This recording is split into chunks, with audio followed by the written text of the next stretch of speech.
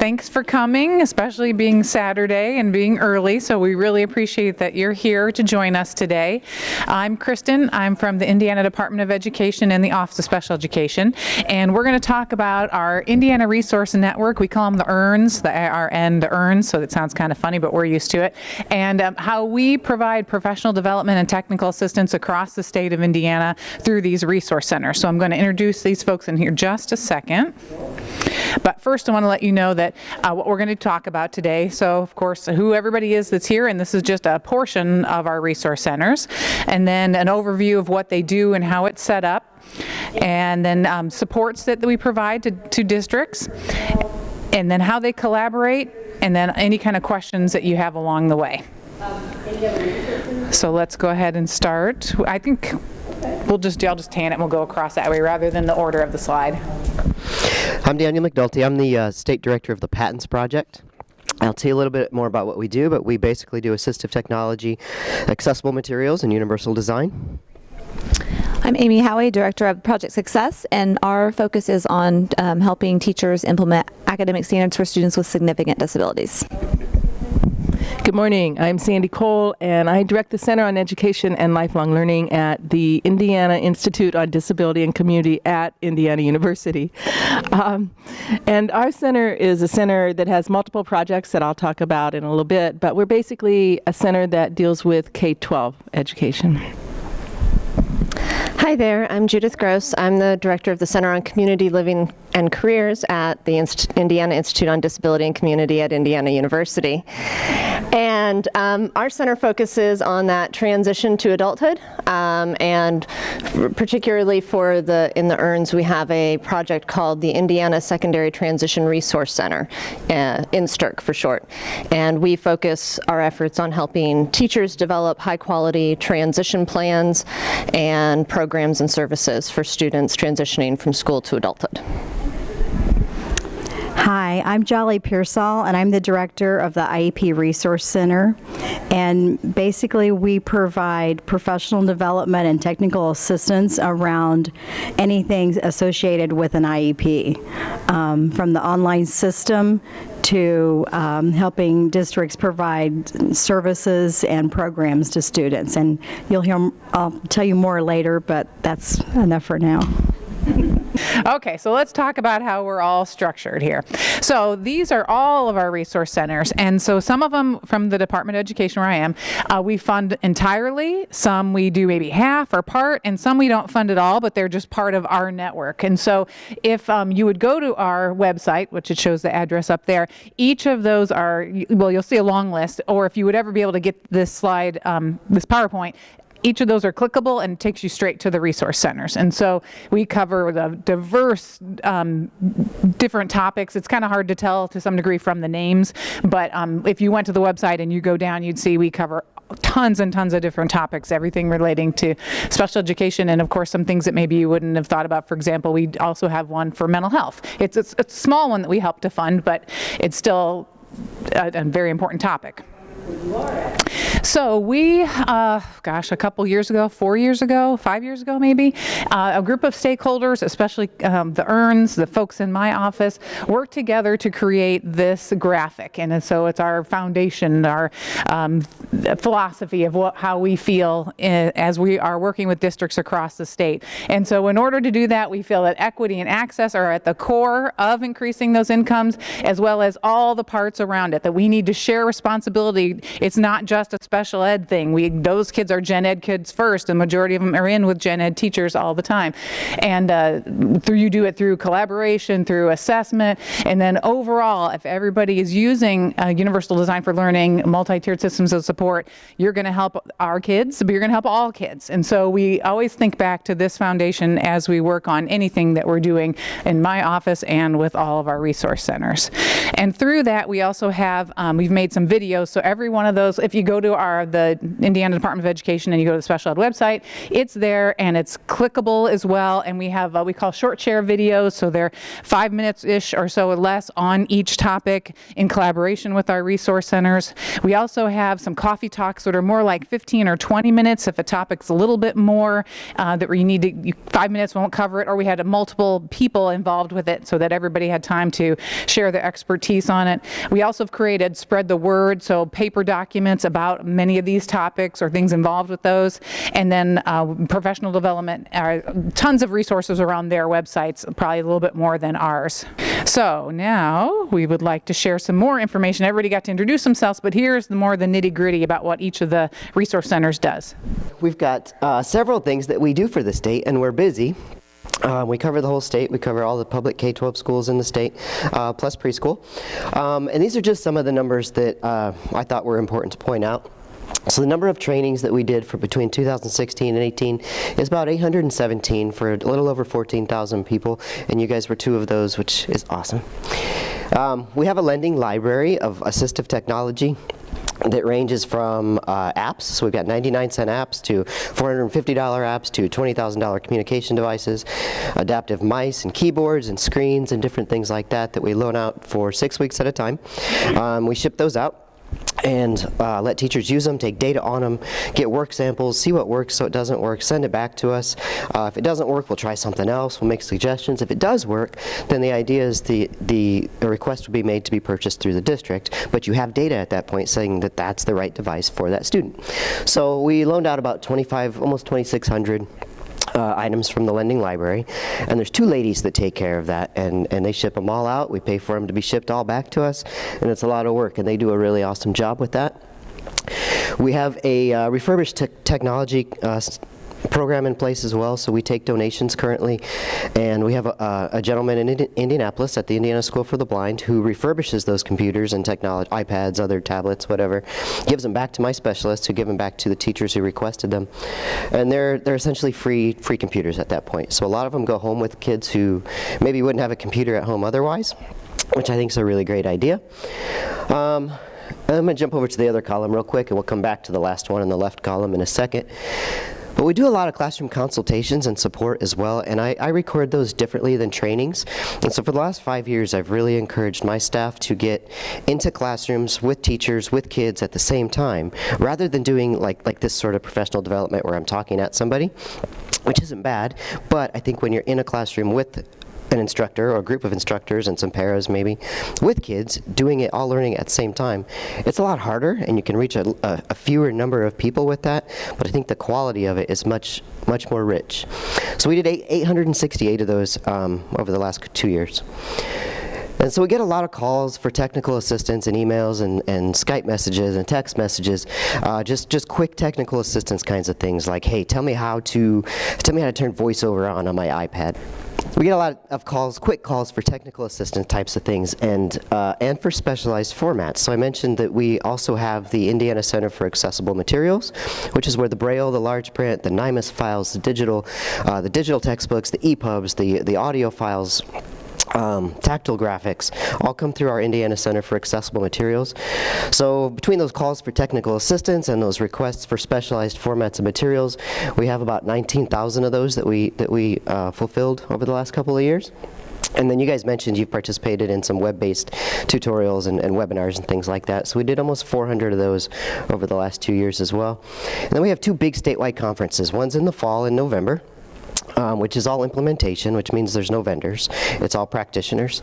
And then the one in the spring is the opposite. It's all vendors. So you come knowing that you're going to see the latest and greatest, get your hands on stuff, see what works, what doesn't work, and talk about pricing. You can talk about individual students, and that's free to come to as well. So that's us. We're a fairly small staff. We do cover the whole state, and I say that because if you email one of us and you don't hear back in 24, maximum 48 hours, it just means you probably emailed like when we were in the middle of something like this, and by the time we get out of something like this, your email has dropped to number 49 out of 50 for that hour, and just email us again is my point. If you don't hear back in a day, email us again or call us. Whoops.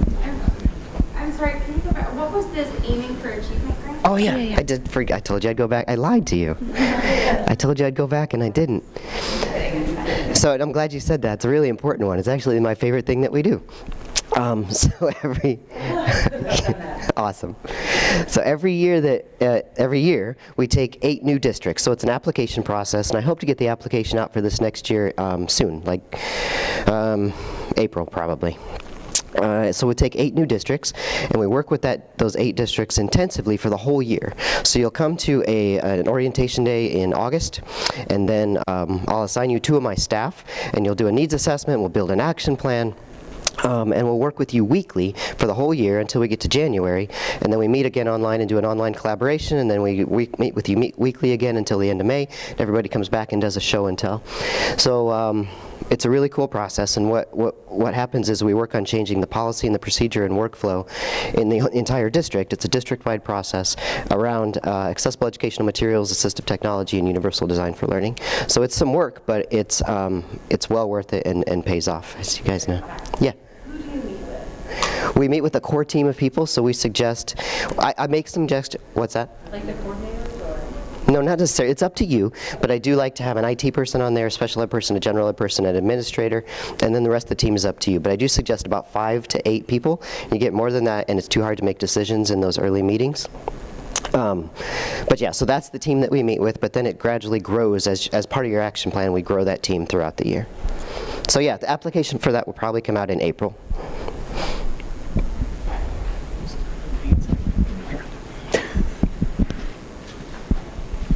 All right, so let me chat a bit about the Center on Education and Lifelong Learning. Ooh.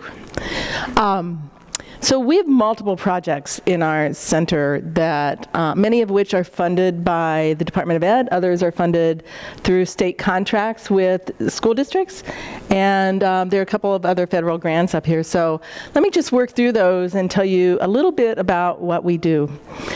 Up at the far left-hand corner is PBIS Indiana. PBIS Indiana is the entity in Indiana that works on positive behavior supports.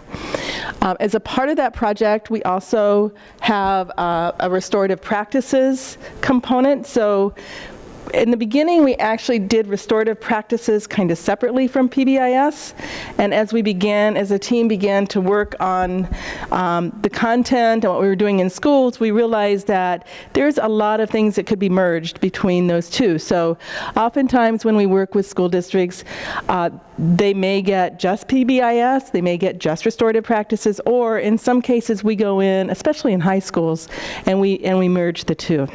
So those 2 projects are headed up by my coordinator, Sandy Washburn, who coordinates that particular project. The bottom left for you is the Indiana Disproportionality Resource Center. I always want to flip those. Indiana Disproportionality Resource Center. This center actually just came to us in August, and we're pretty excited about it. It was housed at Indiana University, but at another center. This is a center that works on disproportionality issues in the state of Indiana, particularly compliance around 4A, B, 9, and 10. In addition to that, with the support of Kristen and the DOE and my team and Renee Aziz, we have really worked hard to figure out a way to look at this from beyond a compliance perspective and really try to support districts to get to the heart of what's happening around disproportionality in their districts, which means that it's important for us to not just think about districts that are out of compliance, but districts who may want to make sure that they are allowing access and equity for all of their students. The bottom right to you is the Indiana Center on Teacher Quality. We are in year 4 of a 5-year grant that was awarded to the state by the feds. It's a state professional development grant, SPDIG grant. The focus of this is really on teacher quality, but what we've done here is we have taken the UDL framework and we are training teachers on a large framework on universal design for learning that also incorporates culturally responsive practices, classroom management, building relationships, educational neuroscience, And those are the 4 components, in addition to UDL. So what we do is we offer regional trainings, and then we are working really closely with 5 districts: Anderson Community Schools, Indianapolis Public Schools, Monroe County Schools, Bartholomew County Schools, and Greater Clark down south. So those are our intensive districts that we're working on with that particular project. We also do a lot of work around collaboration and co-teaching. Again, this is merged a little bit with our ICTQ grant, so we're doing some of that as a part of that. But we also offer regional trainings and support to districts around collaboration, co-teaching. Middle, bottom left, Camp Yes And. This is one of our really fun projects at the center. It's run by Jim Ansaldo. Jim created Camp Yes And it's educational improv for students on the spectrum. And what Camp Yes And does is brings together for a week teachers who teach students on the spectrum. And then the second week, they bring students in for those teachers to work with, and they've learned improv, educational improv, and use it with those students. What we found in our research is that it really improves some of the social skills and communication skills of students on the spectrum, and it's just a really fun 2 weeks. He also now is offering some regional trainings on educational neuroscience for teachers. Educational improv for teachers, using improv in the classroom. At the very top, we are working with some districts on comprehensive school improvement. So districts who have schools that are in comprehensive school improvement or targeted school improvement, we are going in and helping them with the needs assessment and the planning for those particular focus areas. And then finally, in the middle, we are working with the University of North Carolina on a project where we actually are the evaluators of the project, but we are learning a ton about implementation science. So as evaluators, we're evaluating their project, which is across 5 active states in the United States. And then we are bringing that information back and really incorporating it into almost all of our work. A lot of learning on our part, and it's a real fun project in North Carolina. The last thing I'll say is we also have a research component, and just finished 2 major studies, one on inclusion, one on charter schools, and if you go to our website, you can find those articles and check those out, as with any of these projects. Thanks. We just sat in the wrong way. Hi, my name's Amy Howie. I'm the director of the Project Success Resource Center. As you can see, we also serve K-12 across the state. There's a little heat map there of some of the districts. This has not been updated recently, so we probably need to add a few. Have any of you had services from Project Success? Yeah? Okay, I was hoping a little fan club like Patton's had, but I know. All right, awesome. Yeah, I think we are working in Elkhart now. I think Meredith's been up there. So Project Success is one of the newer resource centers, and we came to existence, I like to say, when Indiana, along with all of the other states in the country, were making the shift from from a functional-based assessment to an academic achievement-based assessment for students with the most significant disabilities. So in Indiana, it was I-STAR, and then it was NCSIC, and then back to I-STAR, and now we're on the 4th assessment since we've been a resource center, which is called I-AM.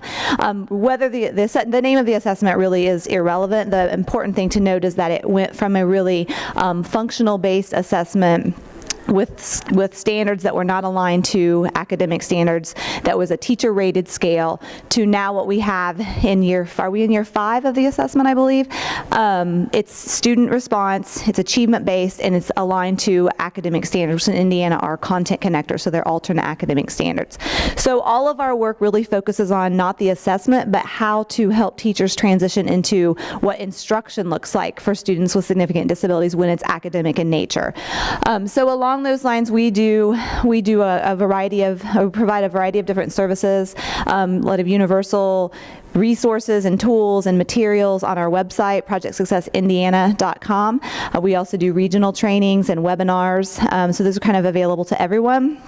We also do a lot of targeted school assistance, so we'll partner with schools for a year and do 2 or 3 different sessions, and in those we typically cover things like unpacking standards. What does it look like to take a standard? Because even the content connectors, even though they are aligned to, and they're less complex versions, for those of you who serve students with really significant disabilities, you know they're still really tough. And so what does it look like to break those content connectors down to design instruction that's appropriate for all students, so that all students can have access? So we do a lot of lesson planning, curriculum mapping. We've started some work with formative assessment this year, which has been really exciting, and how to embed that into instruction. We also, this year, like Daniel mentioned, have gotten a lot deeper in classrooms and actually doing some coaching. So we have 8 or 10 model sites that we've partnered with, that we really have been in the classrooms working with teachers, working with paras, of course always working with the coordinators and the administrators as well, but really the focus of the work has been in the classroom with the teachers and supporting them. Another big piece that we have been involved in, and Indiana's, how many of you are from Indiana again? Most of you? Okay, a few of you are not. Indiana has rewritten their certificate of completion. It looks like an alternate diploma in Indiana. It's not being called the alternate diploma as of yet, but there's great likelihood that it will eventually be adopted as an alternate diploma.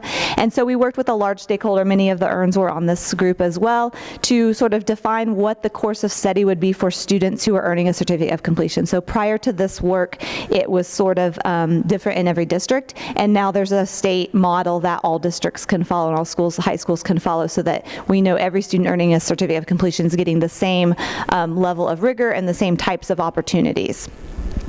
So this is just a little bit, I think I've probably touched on most of these things. Goal writing is one thing I did not mention, and we'll probably talk more about that later when you hear the ways we've collaborated, because that was one project that we all collaborated on. Summer institutes, I did not mention. Every year we've had summer institutes. My first day on the job, almost 6 years ago, was a summer institute. One of my colleagues that I hired, her first day on the job was a summer institute. So we think it's just a good way to break new employees in, apparently. But they really are exciting times, because as many of you know, teachers who teach students with the most significant needs are often the only one in the building. Sometimes they're the only one in the district. Some of our rural districts may have one teacher, K-12. So the summer institutes are a time where they can come together and be around other people who understand their world. So people who understand that, a student may have a seizure, or you may get called out for this particular reason, or a student may miss 6 weeks of class and we need to pick up the pieces and move on when they return. Some of the behavior challenges and this intense academic supports that are needed to help students succeed. So it's really empowering, I think, for teachers to learn from teachers in those sessions, and the summer gives us an opportunity to come together regionally and allow teachers and speech language therapists to have that time to really talk around similar topics. Like a conference? Yeah, we usually do regional. They're one day. We've done a couple of different structures where we'll have breakout sessions for administrators and teachers. We've brought in some of our rock star teachers that, as we've been working with districts, who have really kind of risen and have some great opportunities, so they will co-present with us. We've done a lot of different approaches to it to kind of mix it up for people, because we do get a lot of return visitors, and so it's keeping it fresh all the time each summer is important. It also gives us time to kind of spread out the learning a little bit. So when we're in districts, it's we have a 3-hour real quick. We may be in a classroom, we may be providing some PD, or maybe an after-school meeting or a webinar. In the summer, it's just a little bit more time to slow down and let people really kind of grapple with new concepts and things like that. This is just by the numbers. Our website, you can see the downloads here. We're well over 20,000 now. I need to update this slide. Probably the most frequently downloaded resources on our website are the content connectors and the alignment documents. So as you know, teachers rarely have just one grade level, so we have some pretty nice tools that allow teachers to see what the aligned standards are across grade levels. So if they're teaching a 3-5 band, they can easily see what standards align, so they can design lessons around that. I think that's about it. Any questions? All right.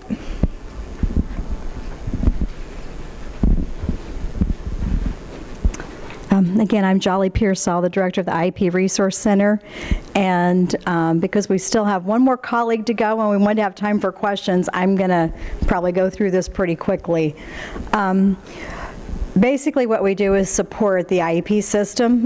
We have an online system that everyone in the state uses to do IEPs, and we actually work with DOE and PCG, the vendor, to make sure that the IEP is compliant with Article 7, that it's user-friendly for teachers, and that it follows state guidance. We're constantly having to update that and make changes to the system, but we also work with kind of a stakeholder group of professionals from around the state that also help inform what we're doing, what projects we work on or what things need to be changed, and they give us feedback from their districts and roundtables.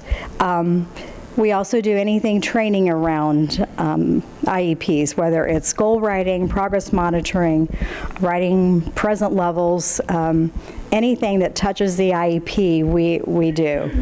And we provide those trainings face-to-face. Some of them are, and we also do virtual. Matt Johnson, who's kind of our lead, he does virtual office hours every month, so if a user has a question, they can just call in and get their answer immediately. So we've tried, and we have lots of videos that our great media person, Dale in the back, has produced, and also all kinds of written resources that we've done, usually in collaboration with the Department of Ed or one of our friends over there at the table. The other thing that we do is we're been given the charge to work with districts who are in trouble with their LRE numbers, and so we work with about 150 districts. Actually, that 140, it's gone up a little bit this year. And we've, in order to be able to support the districts with the most need, we've kind of tiered the support. So we've put the ones that are not in as much trouble are kind of like what I'd call on the bubble, where if they don't make some changes, they're going to be in trouble. A universal group that we provide resources to. And then the next level is focused, and that's a group that we do require certain things from them, and also offer a lot of resources and training and support. If they request training or support in their district, then we'll provide it. And then we have our targeted group, and that's a group of about 50 districts that we work intensely with. We go in, our consultants go in and work with the district leadership teams and really help them look at their data and identify what their real issues are, because we found lots of times they look at their data, but they're not really looking deep enough to see what the root cause is and what some of the issues are. I'm sorry, what did you Yes. say the name of that first tier was? You said you had your focus, your target, what was that first? Universal. Universal. Yeah. And we've found that lots of times they think they know what their data says and they're working on the wrong thing. And so we just help them be able to figure out where they need to put their emphasis. One thing that we've really appreciated, after doing this technical assistance work for a couple of years, when you go in and it's kind of like a deficit model, we just found districts weren't improving, outcomes weren't changing for kids, and I went to the DOE and said, would you please let us try something? Since LRE is not a compliance indicator, it's more performance, then we have a little more leeway. And so I said, could we please have where we could have a multi-year plan for districts, because we know they can't correct in 1 year. And also, can we look at a different model? And so we actually are using an MTSS model, and also doing a lot of, we've learned a lot about implementation science, just like Sandy's group. And so the districts have been much more, I guess, open and willing to work with us, because they see how it's going to help them. And we really, every district has a different plan, because it's based on what they need, and they decide which schools are going to work with that first. And they have a lot of control over that. We're just there to support and facilitate. So that has been very positive. We're going to talk about collaborations in a minute. Again, the other piece I wanted to say is that we do also provide free facilitated IEP services to school districts that can be requested by schools or parents. And each year those continue to increase. And I would say that we have had some really good outcomes. Usually districts are happier, parents are happier, they feel like they've really had good communication, and we're really just there as an impartial person to make sure that everyone is heard and that the process is followed the way it should be for an IEP. Last thing I'll say is we do a Focus on Inclusion conference every year, which has continued to grow each year. I think last year we had like 130 districts that were represented and almost 800 people. So, and we do summer institutes, fall institutes, and I think I need to stop and let Judith have a chance to talk.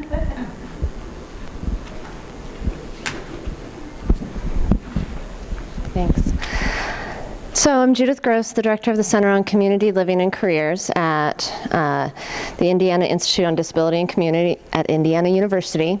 We have a number of trainings and activities that we do across the state with a variety of professionals, including vocational rehabilitation counselors and employment or community rehab specialists.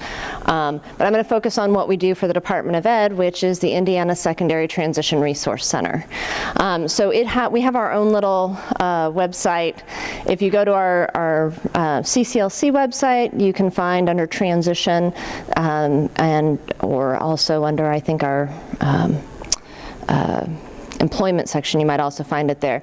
So the focus of our work with the Department of Ed has been on improving the compliance and quality of transition IEPs and transition programs and services across the state. And so in that work, we provide both proactive as well as federal monitoring of Indicator 13.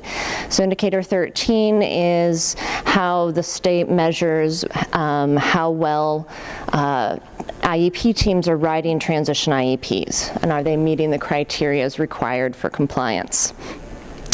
And, but we don't just do that evaluative part, we do a proactive monitoring period as well, where we do a monitoring cycle for schools that are not in their federal monitoring cycle to provide that feedback, as well as free training and technical assistance that is individualized to the school's needs and to the school's IEP specific. Like if you find out there's like maybe a systemic problem across the district, everyone is struggling with a particular piece of the IEP, we can focus in on that. We can also provide individualized for specific teachers. If they're struggling, we can do some individual technical assistance, whatever is needed or requested by the school.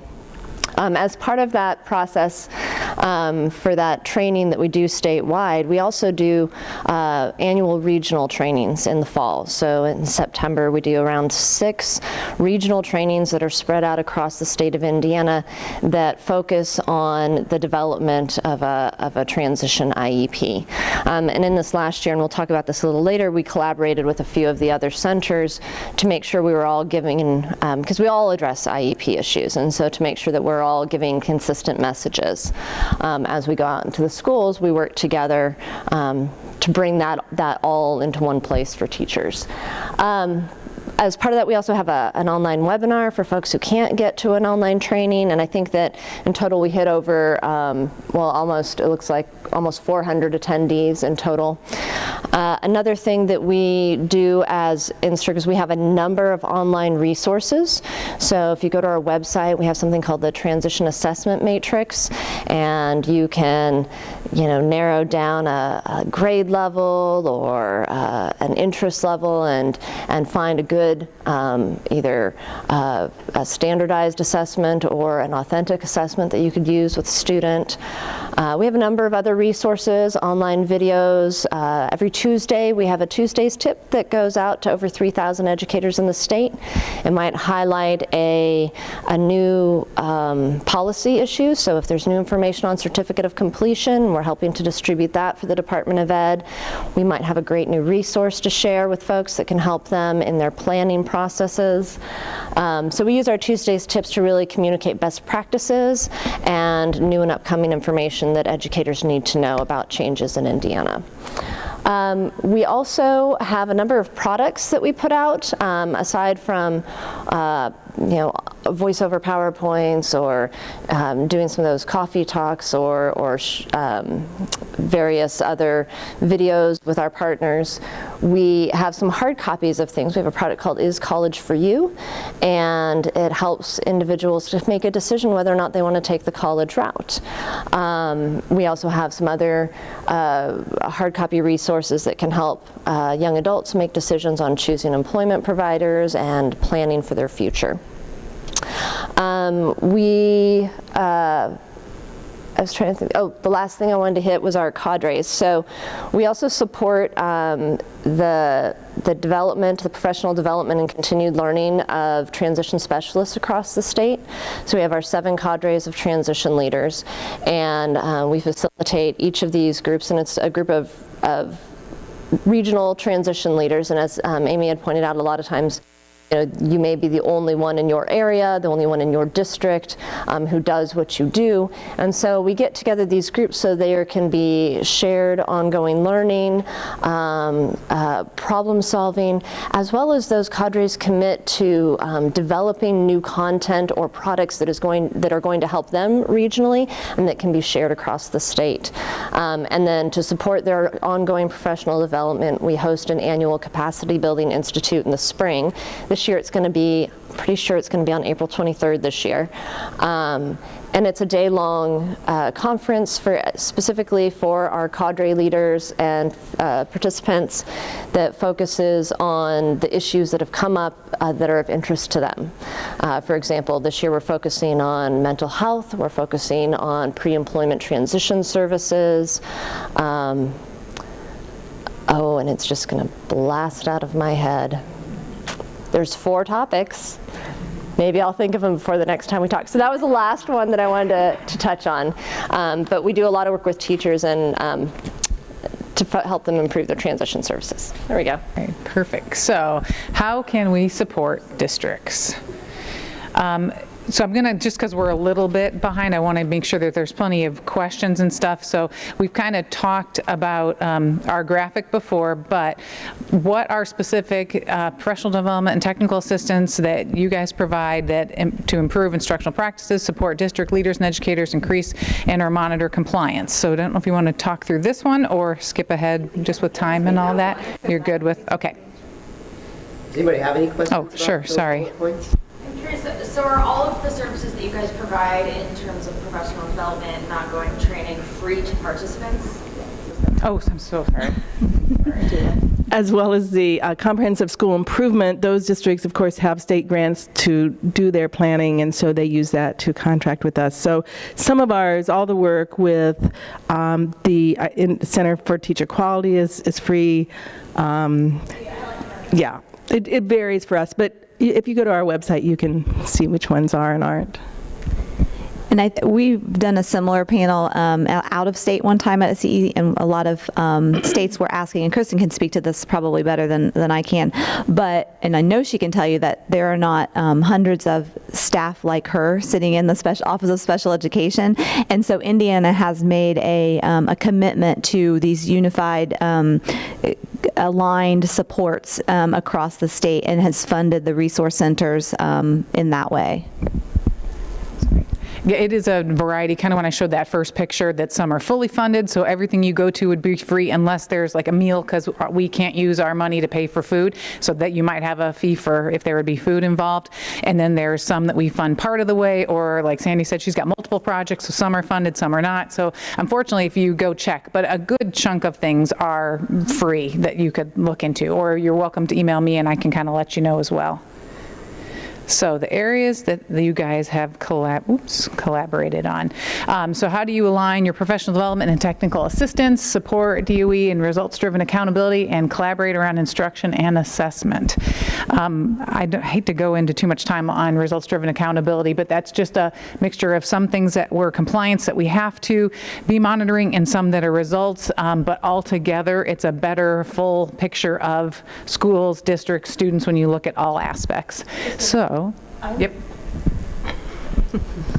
But I think the RDA is something that the EARNs have started to understand that we've got to collaborate on, because we've moved from compliance to results. So now it's not just about Jolly going out and dealing with LRE noncompliance or transition or whatever disproportionality. Now it's really about the big picture of results. So what that means is that it's really important that we work together, because whether you're out for LRE, whether you're doing great with LRE, whether you're out for disproportionality or not, your results may or may not be great. And so the intent is to collaborate to support in a more unified way the work that will help districts with their results. And that's a real simplistic way of saying it, because that's a huge issue, right? It's a challenge, but I think, speaking for myself, it's been really important conversations we've had about how are we going to support districts around the new RDA accountability-driven work that I think is really going to be important moving forward. So I just wanted to note that I think that's really an area where we are going to learn about how we can be more effective with our work in the state. Sure, this isn't directly related to RDA, but I think one of the key benefits of our collaboration has been able to sort of all bring back our perspectives from what we're seeing in classrooms and in districts. And even though, we are all across the state, K-12, we can sift out some of the common themes and brainstorm those as a group and think about what are the best ways, or what are some ways that are working with districts or with specific teachers or specific populations of students to sort of put a consistent message out to the field. One area that we have collaborated on this past year, which was very well received, was around goal writing. So we do a lot of goal writing, so do transition IEPs, and so does Amy with their work with teachers. So this year, when the transition group were doing all of their trainings around the state, we had people from each center that went and actually did the trainings together, so that everyone saw that we're all saying the same thing, it's the same message, and we are all working together, and I think it just made a really huge impact. And I think that was, it helped with that consistent messaging, because every once in a while, people don't get monitored for their quality of their goals really until it comes to us. So they may be getting training on it, but we're the ones that are the first ones that end up saying, yeah, that goal is not skill-based or whatever. And so as a group, we're working towards higher quality goal writing. It was really great, because then you didn't get this, but Jolly said, or but, Yeah, so it's always like pitting mom against dad. And since we had everybody in the room, and we were all, and we're sharing our publications too. So like we write guidance publications for transition teachers, guidance on the rubric, the Indicator 13 rubric, as well as transition services and activities, and how to write quality components in your IEP. And when we write those pieces, we send them to our partners and ask them, does this align with what we've been saying? Are we still giving the same message? And so that helps to get that feedback on products as well, because it continues that consistent messaging. I also have to say one more thing about collaboration that I think we figured out because of people in the field. So how many of you are in districts where you've been asked to write 50 zillion action comprehensive plans? Yeah. So what we found was that I'd be in a district and I'd be working on something, disproportionality, and they wanted a certain kind of plan, and we were having a different kind of plan for our ICTQ work, and Jolly had a different plan for LRE. And so one of the things that I think this collaboration has been of benefit to districts is we really are working hard to not make it harder, but make it more beneficial and more responsive to your needs around plans, because districts don't need 5 plans on the shelf. Nobody knows. Right. They need meaningful plans that are integrated. And so at the school level, at the district level, and now at the state level, we're really working hard to make sure that there is that integrated collaboration. And it goes to the state level because the Department of Special Education, Exceptional Learners, is working with school improvement. So hopefully there'll be a day when a school improvement plan incorporates the special education plan. So I just wanted to share that's another thing that we're on that journey to try and figure that out. And at least at this level, I think we've done a pretty good job. And just real quick, I want to mention a group that's not represented up here is InSource, is our Indiana State parent group. And so Joel's great. He's the director of that project. And one thing that we've collaborated with them over the last year, and then again this April, will be our Tech Expo on April 4th. And it really served last year to bring in a larger parent population to our Tech Expo, which is cool because they can go and talk to those vendors about the assistive tech, and they know their student better than we know their student, of course. So that was a really good collaboration, but definitely keep InSource in mind as well. And to add to that, we're the only state that we know of that has someone from the parent organization, so one of our InSource folks sits in our office at least 3 or 4 days a week.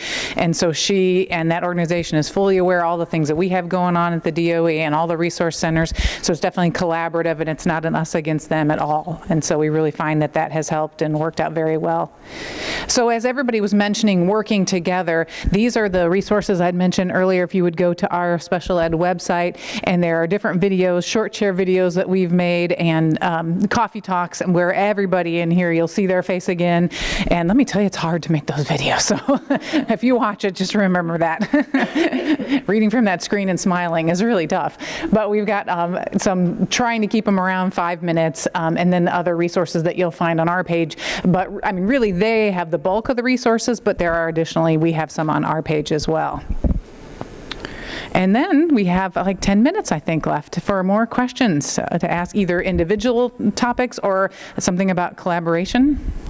And it's been helpful for me that on the IIEP system, I've joined the community. So when you guys do have webinars for each of the components, it'll pop up and say, hey, you can go, and there's a webinar there. So that's another. You can go to everything in person. Right. Can I grab that real quickly?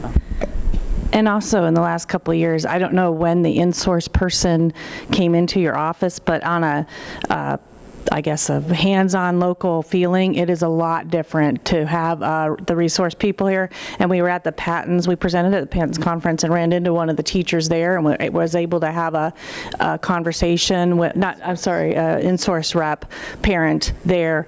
So I do feel like hands-on, that has really changed. It's not a us against them feeling. Yeah, it's been a better thing, I think. So there have been different occurrences where the school has actually called InSource to say, can you help us with the parent, rather than the parents trying to go against the school. So it can be used in a variety of ways. Yeah. I'm a special ed professor at Indiana Wesleyan University, so I would love to know how I can better access the IIEP system, better prepare my candidates, make them aware of these wonderful networking opportunities across the state as a higher ed program. We actually have demo sites set up just for that use, so that you can use demo students with each of your students, and we have some professors that actually make that a part of their requirement in their classes, where they actually do have to write an IEP for a student. So if you just email me, Matt Johnson is the person that will set it up for you, but just if you email me, I will get you in touch with him, and he can get you all set up. So.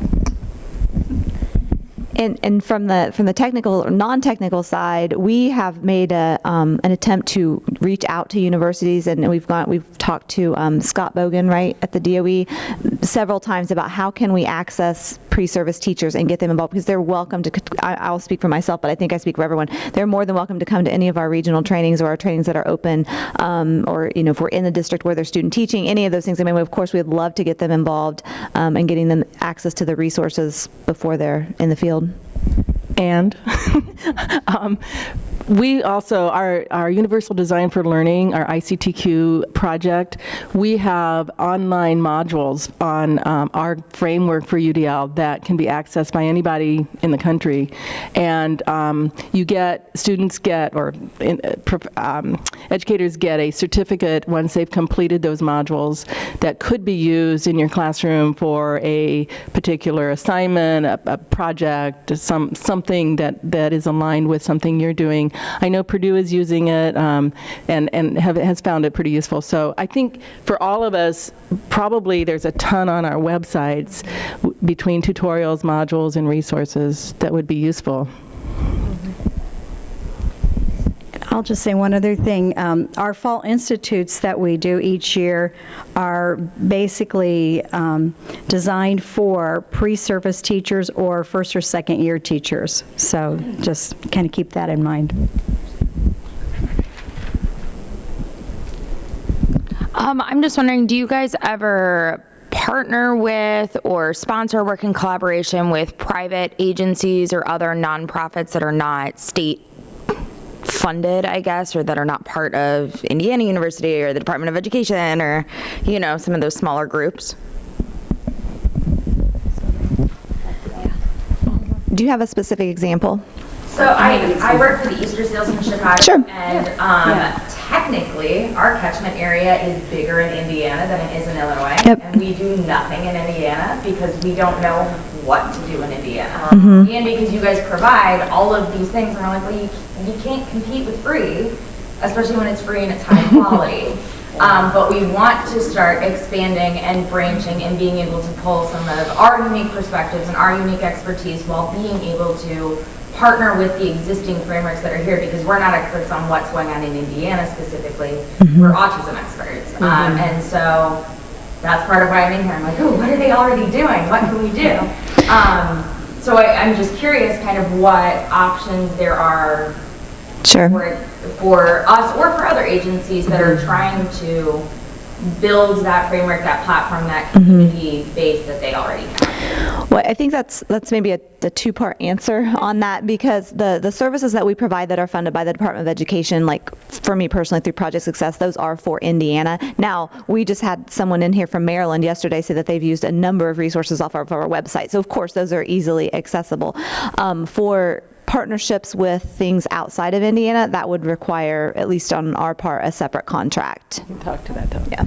But on our end, because not everything is funded by the state, our Camp Yes and our educational improv, Jim Ansaldo has worked across states with to create kind of or replicate kind of the Camp Yes and concept or improv in educational classrooms. So that would be one example where, if you want to connect, we could certainly partner.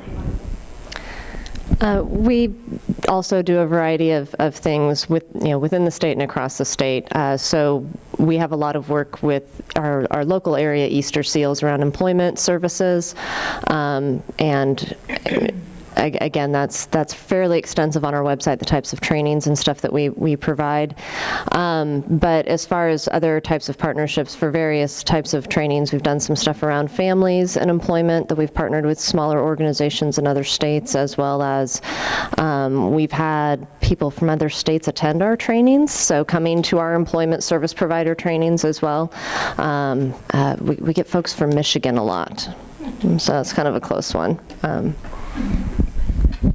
The one organization that a couple of us are involved in is the ARC of Indiana, and we do a lot of partnering with them, and actually Sandy and I serve on their education committee, and so we are pretty much open. If somebody wants to collaborate, we're right there. We're all about that, so. Can we throw it? I was hoping you'd throw it. Yeah, we collaborate with our Easter Seals and Data group quite a bit. But one thing coming up that a partnership we're hoping to do this spring is an online mini conference in Second Life, which is kind of weird, but with Florida. So we want to do that with the state of Florida, and of course it'll all be free, and it'll be one day, but a mini conference was like probably somewhere between 4 and 8 sessions, which would be open to the whole world. So I think we have time for one last question, if anybody wants to. Perfect. I don't have one. Okay. I have a loud voice. He kind of wants Oh, you need it. that. Sorry. Okay, sorry. Thanks. My career up until this year has been in public ed, and so I'm familiar with a lot of that. But this year I'm with a charter school. The co-op I worked for divorced, and so I had to find a new job. And are your services still available to charters as well? Yes. Especially because we're with the IPS Innovation Network. Yes. Okay, thank you. And check out our research on I can't get it on my phone. I have to have the video. Yep, so all public schools, so public or charter, unfortunately not private, but yeah. So I think we've come to our time. I know there might be somebody who's coming in next, so I don't want to take up their time, but thank you so much for coming in and listening and asking lots of questions. Thank you.